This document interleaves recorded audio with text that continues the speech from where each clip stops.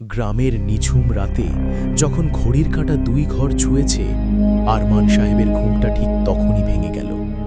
না, কোনো শব্দে নয়, বরং ঘর ভর্তি হাসনাহেনার তীব্র এক গন্ধে তার শ্বাস বন্ধ হয়ে আসছিল। অথচ পৌষের এই হাড় কাঁপানো শীতে হাসনাহেনা ফোটার কথা নয়।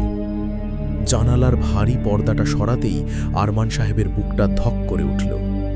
কুয়াশার সাদা চাদরে ঢাকা বাগানের মাঝখানে অশ্বত্থ গাছটার নিচে একটা নীলচে আলোর আভা থমকে আছে। ধীর পায়ে বারান্দায় আসতেই তার শির দাঁড়া দিয়ে হিম স্রোত বয়ে গেল।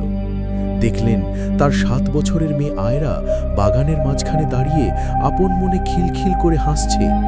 কিন্তু ভয়ের কারণ সেটা নয়।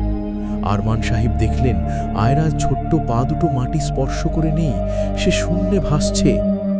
তার ঠিক সামনেই দাঁড়িয়ে আছে ধবধবে সাদা পোশাক পরা এক নারী অবয়ব। অবয়বটির কোনো অবয়ব নেই, যেন জমাট বাঁধা কিছু কুয়াশা মানুষের রূপ ধারণ করেছে। আরমান সাহেব চিৎকার করে নিচে নামার জন্য দৌড় দিলেন, কিন্তু সিঁড়ির মুখে আসতেই দেখলেন সব নিস্তব্ধ। বাগানে সেই নীল আলো নেই, সেই সাদা মূর্তিও নেই, শুধু আয়রা মাটিতে নিথর হয়ে পড়ে আছে। পরদিন সকালে আয়রা যখন চোখ মেলল, তার চোখে মুখে কোনো ভয়ের চিহ্ন ছিল না।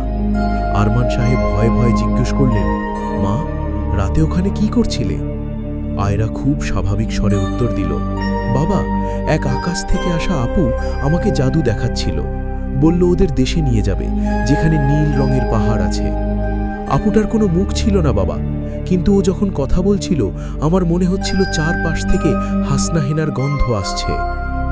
আরমান সাহেব জানালার বাইরে তাকিয়ে দেখলেন সেই পুরনো অশ্বত্থ গাছটা আগের মতোই নিষ্পন্দ দাঁড়িয়ে আছে।